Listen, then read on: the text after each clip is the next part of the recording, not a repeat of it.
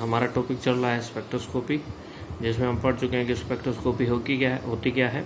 आज हम पढ़ेंगे आणविक स्पेक्ट्रा के प्रकार की। जो स्पेक्ट्रा होता है वो कितने प्रकार का है। तो पहला हमारा प्रकार है वो कौन सा होता है, जिसको कहते हैं घूर्णन स्पेक्ट्रा। तो ये ध्यान रखना है, ये कौन से रीजन में आता है, माइक्रोवेव रीजन के अंदर। और जो भी गैसीय अणु है, गैसीय अणु क्या करेंगे, ऊर्जा का अवशोषण करेंगे। अवशोषण होने के कारण उसमें क्या होगा, एक घूर्णन ऊर्जा स्तर से संक्रमण दूसरे घूर्णन ऊर्जा स्तर में होगा। यानी कि एक जो रोटेशनल एनर्जी लेवल है, जैसे हमने मान लिया इसको R1 मान लिया और ये आपका क्या मान लिया R2। तो इन दोनों के बीच का जो ऊर्जा का अंतर है वो माइक्रोवेव की ऊर्जा के अंतर के बराबर हो जाता है। तब ये क्या करेगा, यहाँ से R1 से वो उत्तेजित होकर कहाँ चला जाता है, R2 में चला जाता है। तो इस प्रकार जो स्पेक्ट्रा हमें मिलता है उसको अपने क्या कहते हैं, रोटेशनल स्पेक्ट्रा कहते हैं। लेकिन ये आपने ध्यान में रखना है कि ये स्पेक्ट्रा जो है ऐसे अणुओं द्वारा जाता है जिसमें स्थायी डाइपोल मोमेंट पाया जाता है, यानी कि स्थायी द्विध्रुव आघूर्ण होता हो, उन्हीं के अंदर ये क्या होगा, स्पेक्ट्रा पाया जाता है। जैसे HCl हो गया, HCl के अंदर डाइपोल मोमेंट है। CO हो गया, उसमें डाइपोल मोमेंट है। जैसे वाटर हो गया, वाटर भी क्या करेगा, IR स्पेक्ट्रा या घूर्णन जो स्पेक्ट्रा है वो देता है, ठीक है, क्योंकि इसके अंदर भी डाइपोल मोमेंट पाया जाता है। लेकिन जैसे हाइड्रोजन है, H2 हुआ, O2 हुआ, Cl2 हुआ, Br2 हुआ, I2 हुआ, F2 हुआ, यानी कि जो कौन से समद्विव नाभिकीय जो होते हैं, होमो जो आपके बाई न्यूक्लियर होते हैं, उसमें क्या होगा, डाइपोल मोमेंट इन सब में क्या होता है, H2O2 Cl2 के अंदर डाइपोल मोमेंट है वो 0 होता है। अतः यह स्पेक्ट्रा नहीं देते। तो आपने ध्यान रखना है कि घूर्णन स्पेक्ट्रा उन्हीं मॉलिक्यूल द्वारा दिया जाता है जिसपे स्थायी डाइपोल मोमेंट पाया जाता है। तो इनका क्या होगा, डाइपोल मोमेंट 0 होता है। अतः ये क्या है, आपका किसी भी तरह का घूर्णन स्पेक्ट्रा नहीं देते, क्योंकि यह स्पेक्ट्रा किस रीजन में होता है बेटा, माइक्रोवेव रीजन में होता है। अतः इस स्पेक्ट्रा को हम क्या कहते हैं, माइक्रोवेव स्पेक्ट्रा भी कहते हैं। तो ये तो हमारा हो गया किसके बारे में, घूर्णन स्पेक्ट्रा के बारे में। दूसरा जो हमारा स्पेक्ट्रा होता है वो कौन सा होता है, कंपन एवं घूर्णन। कंपन घूर्णन, या तो इसको अपने कंपन कह देते हैं, वाइब्रेशन कह देते हैं, या वाइब्रेशन रोटेशन स्पेक्ट्रा, यानी कि कंपन घूर्णन स्पेक्ट्रा हम कह सकते हैं इसको। यह किस क्षेत्र में होगा, अगर उसकी IR जो आपका रीजन है वो उस क्षेत्र की जो अगर विकिरणें होती है, तो कोई भी जो मॉलिक्यूल है वो अवशोषित करेगा, तो उसके एक कंपन ऊर्जा स्तर से, यानी कि एक वाइब्रेशनल V1 से दूसरे वाइब्रेशन के अंदर वो चला जाता है। लेकिन हमें ध्यान रखना है कि एक वाइब्रेशन में क्या होते हैं बेटे, कई सारे रोटेशनल होते हैं, जैसे ये R1, R2, R3। इसी तरह से ये क्या होगा, आपका R1, R2, R3 हो गया। यहाँ पर भी आपके क्या है, R1, R2 और R3। इसको अपने डैश डैश मान लीजिए, R1 डैश, R2 डैश और R3 डैश, यानी कि एक वाइब्रेशनल एनर्जी लेवल में, ठीक है, वो कई सारे रोटेशनल यानी कि एक कंपन ऊर्जा स्तरों के बीच में कई सारे घूर्णन ऊर्जा स्तर होते हैं। अतः इसे अपने क्या कहते हैं, ये संक्रमण, इसके जो स्पेक्ट्रा होगा उसको क्या कहेंगे, वाइब्रेशन स्पेक्ट्रा कहते हैं। क्योंकि एक कंपन ऊर्जा स्तर में क्या होते हैं, मैंने पहले बताया, कई सारे घूर्णन ऊर्जा स्तर होते हैं। अतः कंपन के साथ साथ उसमें क्या होगा, घूर्णन ऊर्जा के स्तरों में भी संक्रमण होगा। अतः इसे अपने क्या कहते हैं, कंपन घूर्णन स्पेक्ट्रा कहते हैं। क्या कहते हैं इसको, कंपन घूर्णन स्पेक्ट्रा कहते हैं। यह स्पेक्ट्रा भी कौन देगा, जिसके अंदर स्थायी डाइपोल मोमेंट पाया जाता है, जैसे आपका वाटर हो गया, ठीक है, HCl हो गया या CO हो गया। तो ये भी किसमें होगा, जिसके अंदर स्थायी डाइपोल मोमेंट पाया जाता है, वही यौगिक ये देंगे। अतः इसको या तो कंपन कह सकते हैं या क्या कह सकते हैं, इसको कंपन घूर्णन स्पेक्ट्रा कहते हैं। तीसरा जो हमारा स्पेक्ट्रा है उसको अपने क्या कहते हैं, इलेक्ट्रॉनिक स्पेक्ट्रा कहते हैं, ठीक है। यह स्पेक्ट्रा किसमें होगा, या तो विजुअल रीजन के अंदर वो अवशोषित करे, या कौन से रीजन के अंदर अवशोषित करे, UV रीजन के अंदर वो अवशोषित करेगा। तो एक इलेक्ट्रॉनिक ऊर्जा स्तर से, यानी कि एक जो आपका है E1 से क्या कहा जाएगा, दूसरे E2 के अंदर जाता है। लेकिन आपने ध्यान रखना है कि एक इलेक्ट्रॉनिक ऊर्जा स्तर में कई सारे क्या होते हैं बेटे, वाइब्रेशन होते हैं, जैसे V1, V2। इसी तरह से ये मान लेते हैं इसके अंदर भी क्या है, मान लेते हैं ये V1 डैश हो गया। और एक वाइब्रेशन में क्या होते हैं, कई सारे रोटेशन होते हैं। मान लेते हैं ये कौन सा है, R1, R2 हो गया।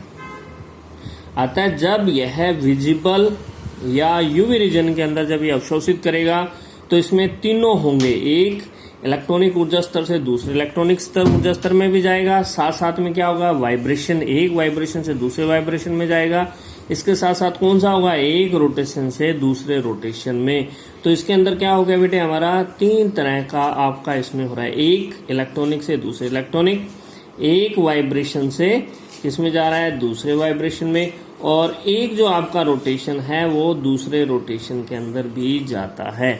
अतः ये जो स्पेक्ट्रा होता है वो क्या होता है, जटिल होता है। क्या होता है बेटा, जटिल होता है। ठीक है, तो वाइब्रेशन रोटेशन सेकंड में होता है, अतः स्पेक्ट्रा हमको क्या मिलता है, जटिल मिलता है। ठीक है, तो ये तो हो गया हमारे किसके, स्पेक्ट्रा के प्रकार। तो कितने तरह का है हमारा स्पेक्ट्रा, 3 तरह का है, घूर्णन स्पेक्ट्रा है, कंपन घूर्णन है और इलेक्ट्रॉनिक स्पेक्ट्रा है। अब हम क्या पढ़ेंगे, घूर्णन स्पेक्ट्रा के बारे में पढ़ेंगे।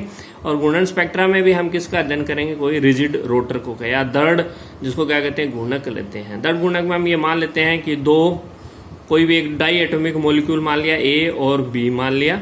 ठीक है, और ए का मास क्या माना हमने, m1, बी का मास कितना माना, m2, जो एक दूसरे से कितनी दूरी पर है, ये एक दूसरे से r दूरी पर है। ठीक है, और ये जो आपका इसके अंदर क्या हो गया, इसके अंदर अणु का गुरुत्व केंद्र हो गया। ठीक है, ये क्या हो गया आपका, ग्रेविटी सेंटर हो गया उस मॉलिक्यूल का, ये आपका g, और यहां से ये जो दूरी है, इस g से ये दूरी कितनी है, मान ले r1, और यहां से ये दूरी इसकी गुरुत्व केंद्र की इसकी, और ये जो दूरी है वो कितनी है, मान लेते हैं r2 है। ठीक है, तो दोनों के बीच की दूरी हमने ये r1 और r2 मान ली। तो जड़त्व आघूर्ण या मोमेंट ऑफ इनर्शिया I जो होता है वो किसके बराबर होता है, m1 r1 square plus m2 r2 square मान लेते हैं। इसको हमने क्या दे दी, 1 नंबर इक्वेशन दे दी।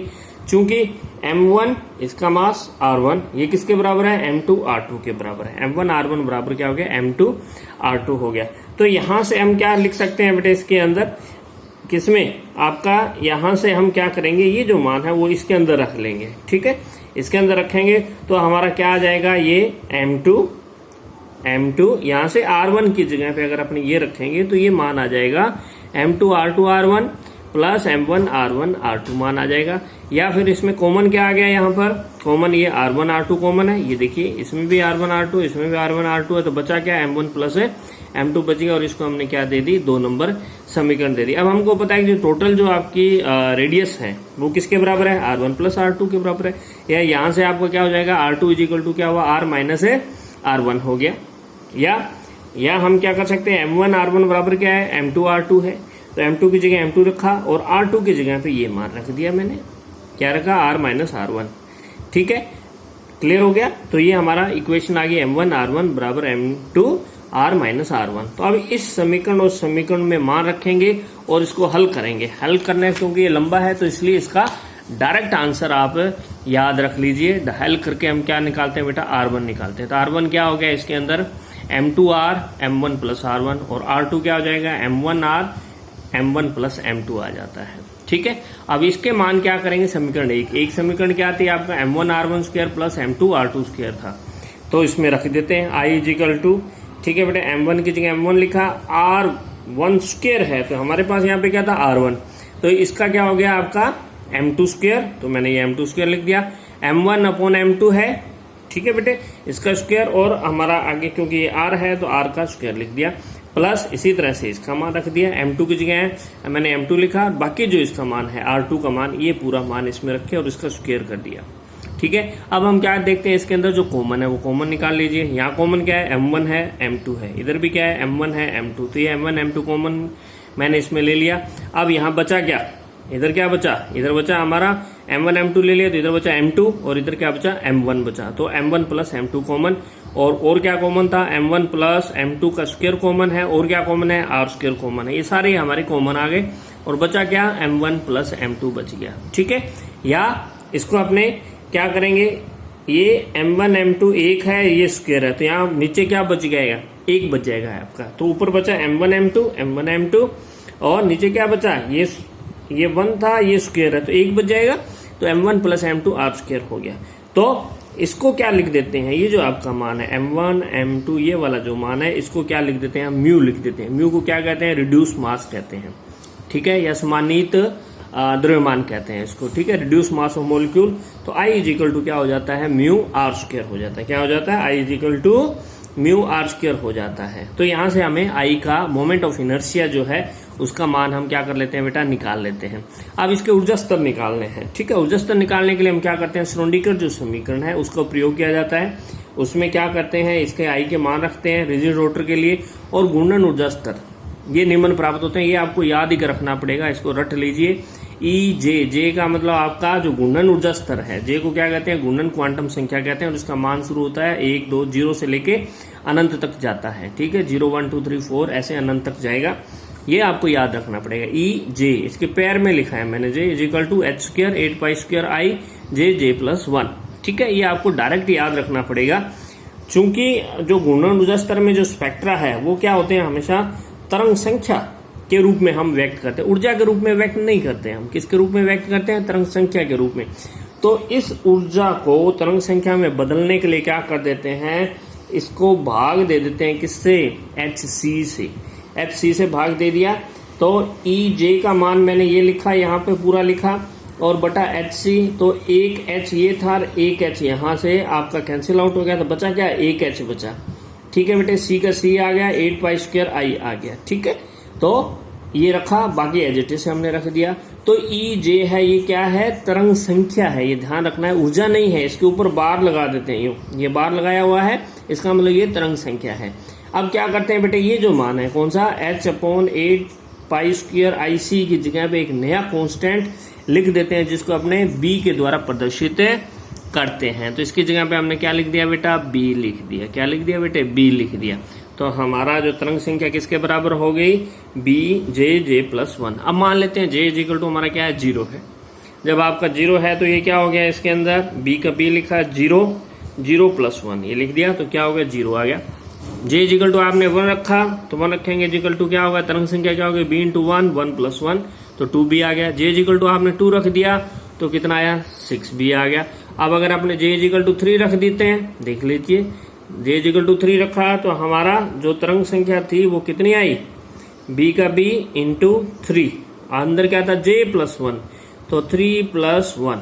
ठीक है बेटे, तो ये आपका कितना हो गया, 4 इंटू 3, तो 12b आ गया। ये देखो मैंने 12b, तो यहाँ पे हमारा क्या हो गया, ये ऊर्जा होगी। ठीक है, ये क्या है, ऊर्जा आपकी इधर बढ़ रही है, और हम डायटोमिक जो है रिजिड रोटर के जो मान्य मान है वो उसको हम क्या कर रहे हैं बेटा, ड्रा कर रहे हैं।